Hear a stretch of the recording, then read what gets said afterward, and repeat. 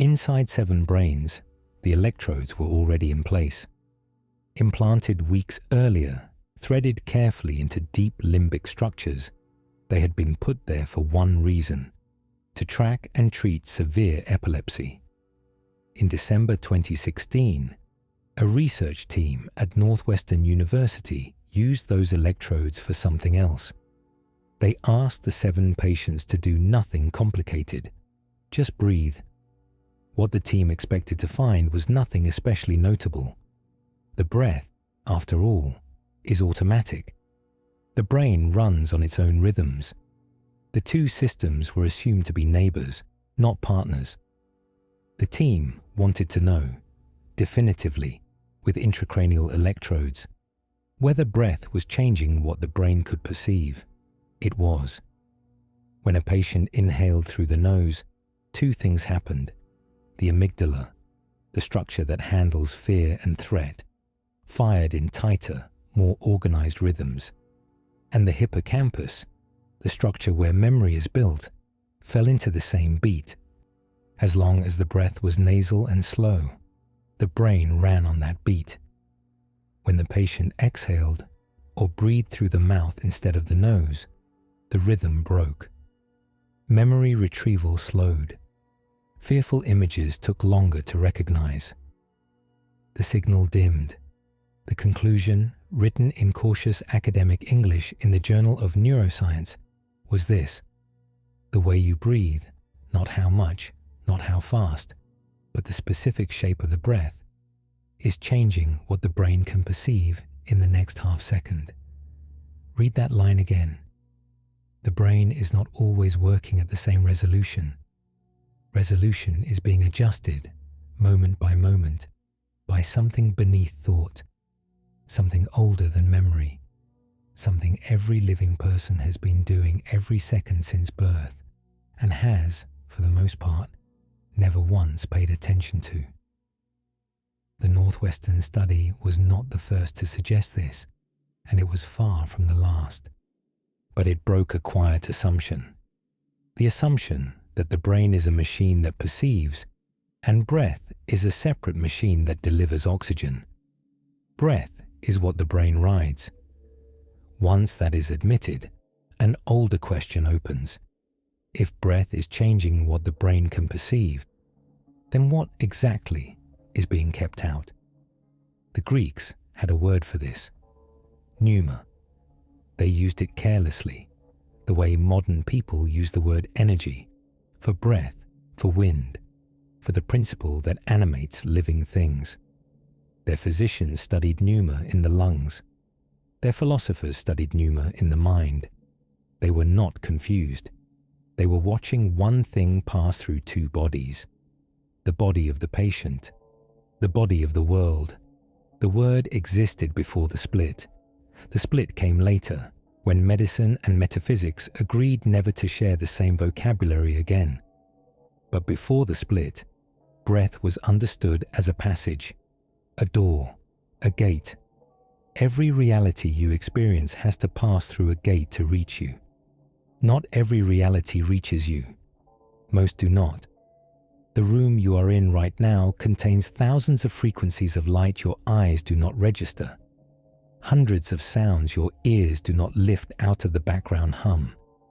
Gradients of air pressure and temperature, an electromagnetic field that your nervous system has chosen, quietly, not to forward to consciousness. What gets through is not what is there. What gets through is what the system is currently tuned to admit. And the dial that governs that tuning, the one piece of the apparatus you can put your hand on, is breath. When the breath is shallow and fast, the gate is narrow. The world that passes through is the world of immediate threat. Sharp edges, urgent movement, the present moment compressed into the next 2 seconds. Time disappears because time is what gets cut. Memory dims because memory is bandwidth, and there is none to spare. When the breath slows, the gate opens. More gets through. Subtler signals, the texture of someone's voice, the gap between 2 thoughts, The layered quality of a room you have been sitting in for an hour and only now begin to notice. The same room, the same hour, a different gate. This is not metaphor. The Northwestern data was the first crack in the door. Behind it, 20 more studies are now stacking up. In 2023, researchers published findings from a remarkably simple experiment. 20 volunteers, no drugs, no equipment, just a structured breathing pattern, sustained for an hour. The pattern was deceptively plain, a continuous, looping breath, faster than rest, but not panicked, with no pause between inhale and exhale. Afterward, the team scanned the volunteers' brains. The slow brain rhythms, delta and theta, had dropped sharply. The fast brain rhythms, gamma, had surged. By every objective measure, the volunteers had entered a state that the same instruments used to identify the brain on psilocybin. Not similar to, measurably the same. The volunteers, asked afterward what the experience had felt like, used the vocabulary recreational psychedelic users use: boundary dissolution, time distortion, the sense of being inside something larger than oneself. The questionnaire was the same questionnaire used to study LSD and psilocybin. The numbers landed in the same range. The substance, though, was air. There is a long history of denying this. The history goes like this. Yes, breath can produce striking subjective experiences, but those are merely the side effects of altered blood chemistry, lower carbon dioxide, transient cerebral changes. Nothing real is happening. The brain is being briefly tricked. It is a tidy explanation. It is also incomplete. Because long-term breath workers, people who have done this for years, show structural changes that do not reverse when the session ends. Their anterior insula, the small fold of cortex that gives the felt sense of being yourself, becomes thicker, more active, more precise. Most people, asked to feel their own heartbeat without touching their chest, cannot do it. Long-term practitioners can. They feel pressure changes in their veins. They notice the moment a thought begins as a faint stir in the body before it surfaces as a word. This is not nothing. The anterior insula is not just a sensor. It is the place where the brain assembles the felt sense of I. When that area is restructured by years of conscious breathing, the speaker behind the thoughts is being rewritten. Not the words, the voice that says them. There is a position in cognitive science that, in any other field, would be radical. The position belongs to Donald Hoffman. It begins with a hard claim about evolution. Evolution, Hoffman says, does not select for accurate perception. Evolution selects for fitness, for survival, reproduction, energy efficiency. And fitness has almost nothing to do with seeing what is actually there. It has to do with seeing what allows action in time. The picture Hoffman ends up with is this. Your senses are not a window. They are an interface. Like the icons on a phone screen. The icon is not the file. The icon is a useful symbol. Reality is the file. What you see is the icon. If Hoffman is right, and the math is hard to argue with, perception is not reception. It is rendering. The brain is generating in real time a workable hallucination based on the much larger field underneath. And rendering has a rate. Every video game has one. Every screen does. So does every brain. The rate at which reality is rendered for you is not constant. It is governed by the system underneath, by the rhythms that organize attention. And the master rhythm, the one rhythm you can put your hand on, is breath. The world is not given. It is admitted. And what is admitted is rationed by the breath. In the 1990s, a research group called the HeartMath Institute began publishing strange findings. They had built sensitive instruments to track the heart's electrical signal, not just rate, but the variability between beats, the small loosening and tightening of the rhythm. The healthier the system, the more variable the heart. What they noticed was that this variability had a partner. When the breath was slow and steady, the heart's variability synchronized with it. The two rhythms locked, and when they locked, the brain, measured separately, began locking with both of them. A three-system coherence: lungs, heart, brain, oscillating in a shared time signature. The polyvagal theorist Stephen Porges later mapped the architecture.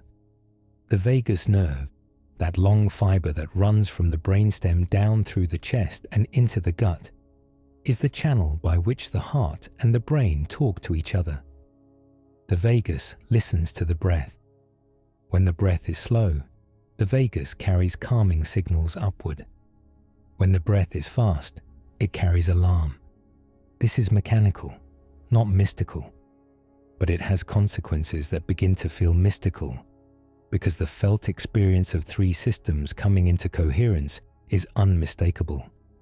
People describe it as the world widening, as if everything that had been pressed in close suddenly stepped back to its proper distance, as if the sound of one's own thinking quieted enough that something else became audible.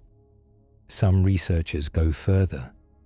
Roger Penrose, working with the anesthesiologist Stuart Hameroff, has spent decades proposing that consciousness is not classical, that something in the architecture of the brain is doing quantum computation. The candidate structure is the microtubule, a tiny scaffolding protein inside every cell. The proposal was dismissed for decades. The brain, the consensus said, is too warm and too wet for quantum effects to survive. Quantum coherence belongs to the cold lab, the absolute zero, the isolation chamber, not to the messy interior of a living head. In the last few years, that consensus has cracked. Experiments have begun to show coherence persisting in biological tissue at room temperature. The case is not closed, but it is no longer closed against the proposal. If Penrose is right, and the issue is genuinely open, the brain is doing something stranger than processing information. It is sampling possibility. The rhythms that organize that sampling, the timing signals that govern when it happens, are tied directly to breath. This deserves to be marked as speculative. But notice what is happening in the conversation.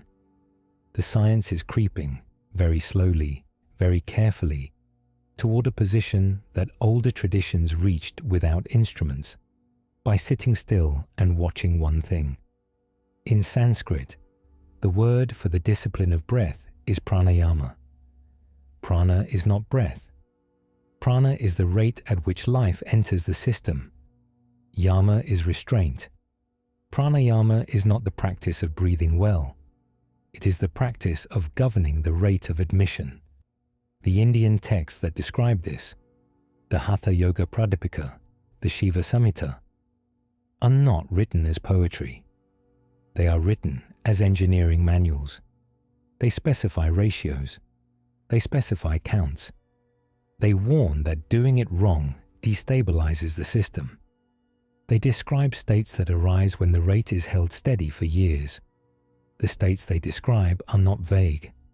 Boundary loosening, the sense of self thinning, time becoming layered, inner sound, the perception of a faint humming or ringing that is not external. These are exactly the descriptions long-term practitioners give in modern questionnaires. The instruments are different. The findings are not. Here is something to test while you are listening. It will take less than 2 minutes. The point is not the technique. The point is the feedback. Right now, wherever you are, breathe in slowly through the nose. Count to 4 if it helps. Then breathe out through the mouth, slightly slower than the inhale. Try counting to 8. Don't strain. The numbers are scaffolding, not commands. Repeat that pattern 3 times. In through the nose for 4. Out through the mouth for 8. 3 full cycles. Then return to ordinary breathing and notice. What changed? Not in the body. That is the easy part. Shoulders drop, jaw loosens. Notice instead what changed in the room. Sounds that were not audible become audible. The texture of light, if there is light, becomes more complex. Whatever has been rolling around in the back of the mind feels slightly farther away. The space inside the room expanded, not physically, but perceptually. The gate opened. 3 breaths. That is all it took. Imagine what an hour does. Imagine what a year does. What gathers from all of this is a single picture. The Northwestern data, the conscious connected breathing trials, the cardiac coherence work, Hoffman's interface theory, the Penrose hypothesis. 5 different angles describing the same architecture. The brain is not a passive receiver. It is a renderer. The rendering has a rate, and the rate is governed more directly than by anything else in the body, by breath. If perception is rendering, breath is the rate at which the world is rendered for you. If consciousness is sampling possibility, breath is the timing signal. The gate is not metaphor. The gate is the mechanism. And what was happening when those 3 breaths just changed the room? Almost every culture that ever stopped to study consciousness arrived here, not by experiment, but by sitting still long enough to notice. The Greek physicians who watched pneuma move through their patients. The yogic engineers who counted ratios on the banks of rivers 2,000 years ago. The Egyptian temple writers whose word for vital essence was the same word they carved on tomb walls. Ka, the breath that left the body and continued elsewhere. They did not have the brain scans, but they had attention pointed at the right thing. There is a question that comes once the picture clarifies. If breath is the gate, and the gate has been ajar your whole life, why doesn't the world look different than it does? The answer is harsh and worth sitting with. The gate has been adjusted, but never by you. It has been governed by stress, by habit, by the cumulative sum of every moment ever spent slightly bracing without realizing. The default breath of a person was set by the conditions that person grew up in, by the pace of every room they have spent time in, by the long, quiet pressure of just being alive in a fast civilization. The gate is narrow because nothing has asked it to be otherwise. What 3 breaths just did was undo, momentarily, that whole biography. 3 breaths is not a practice. 3 breaths is a demonstration. A practice would be 5 minutes a day, every day, for 2 years. 5 minutes a day for 2 years is enough, in the documented cases, to thicken the insula, to alter the resting brain state, to make the renderer slower, more deliberate, more capacious. 2 years is not long. Most people have already spent it on something less consequential. The next breath is already starting. While these words have been moving, the body has been opening and closing the gate at its default rate, governed by the same conditions that have been governing it for years. Notice now that it can be overridden. Notice that the override does not require effort, only attention. Breathe in slowly. Breathe out slower. The room is the same room. The world is the same world. But what is being admitted from it has just changed. This is what every careful person who ever turned attention to the breath, in every century, in every language, was pointing at. Not a technique, a door. The door has been open the whole time. The next breath is the next door. The one after, another. Each one chooses quietly what version of the world is allowed in, You can go a long way without ever noticing this. Most do, but you have noticed now. Breathe slower. Watch what comes through.